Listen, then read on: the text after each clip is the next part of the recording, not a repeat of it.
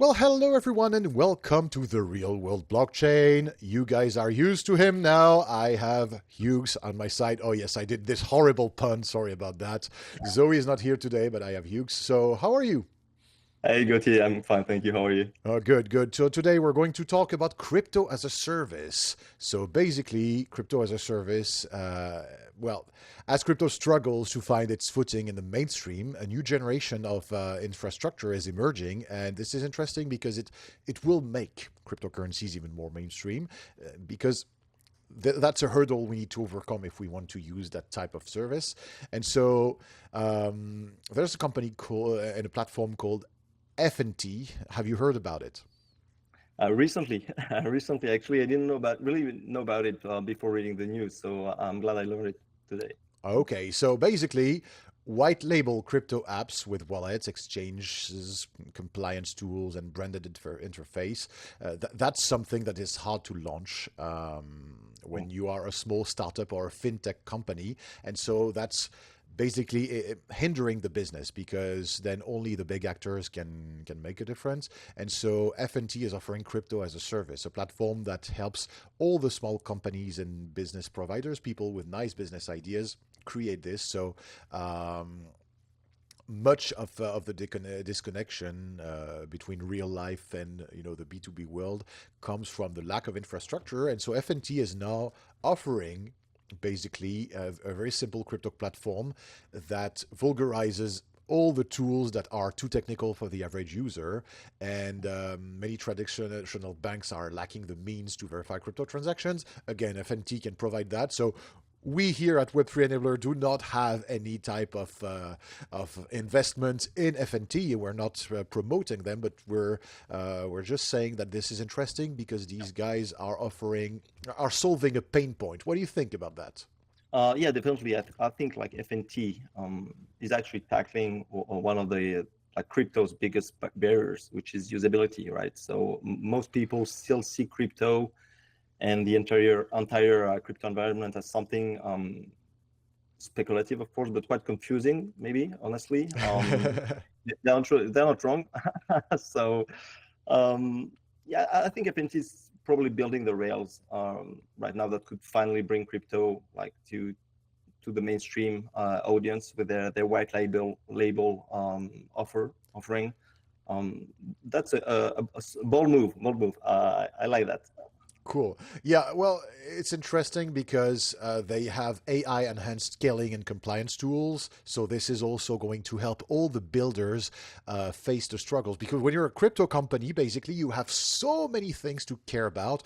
And one of these things is really making sure that when you're a company based in the US, you can really safely accept this investor from Malaysia or not, or from Canada. If I have an employee that is in Germany, how do I pay him, and what kind of fiscal declaration does this person have to do? This is the type of stuff that is very very hard to manage when you're a small company, and small companies are basically the building blocks of great ideas, and this is why we need to help these companies move towards a configuration, a context where there are so many of them that many ideas can flourish and prosper in the business world. And I think this is good. This is basically maybe solving the pain point that was preventing crypto from being mainstream. It's not scalability anymore. It's not security. It's not even the fluctuation of the value because there are stable coins. It's really that. So I It's hope that, really, yeah. yeah, it's really the usability as I said earlier as well. I think that's a kind of business, like behind the scene innovation that we are witnessing right now that could really, um, yeah, change the immediate landscape we have like in this industry right now. It's not like a sexy big launch of a new token or something incredible, but it's actually something that was really needed to make it much easier for especially non-tech probably projects to launch easily, and just like break all those initial barriers and later barriers that we have in this kind of business, of course. And also, this they are reviving some old ideas that are still great, but sometimes you have an idea that is cool, but the context is not that great. So there were examples of smartphones and Bitcoin style cryptocurrencies in the 90s that didn't take off for many reasons. Crypto-based credit cards were a thing in the 2010s. I remember the bank named Mr. Tango that the Free Republic of Liberland was using for many transactions for the Liberlandian citizens to pay in cryptocurrencies. So big little hello and shout out to our friends at the Free Republic of Liberland. But basically, I like the fact that that now we're reviving this idea, and Coinbase is also doing that. So this is good. This is good for mainstream adoption, and that means that businesses will have more reasons to have cryptocurrency payment solutions integrated into their automated processes, their pipelines, their sales pipelines that are connected to their CRM, be it Salesforce or something else. Yeah, absolutely. I mean, everything is getting more mainstream now, and more straightforward. I like seeing all these kinds of new projects, including, of course, blockchain payments, um, going live, and really, I mean, we know pretty much now that the industry is here to stay, right? It's not going anywhere now. We've had multiple 4-year cycles, etc., and the institutional adoption that we are witnessing right now, especially in the US, everything is in place to have like the blockchain in general and crypto payments at the forefront of finance in the next 5 to 10 years.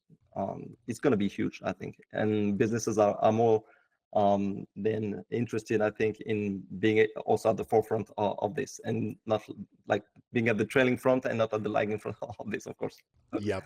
Thank you so much, Hughes, for your precious insights. Everyone, this was the Real World Blockchain, and this episode brought to you by Web3 Enabler, the provider of blockchain payments, the app that is on Salesforce and that can help you fuel your business with cryptocurrencies, stablecoins, and much more. Look it up if you are in the Salesforce ecosystem for your company. This can help you tap into new markets and simplify your work, streamline your payments. Cheers, everyone. Bye, Hughes. Cheers.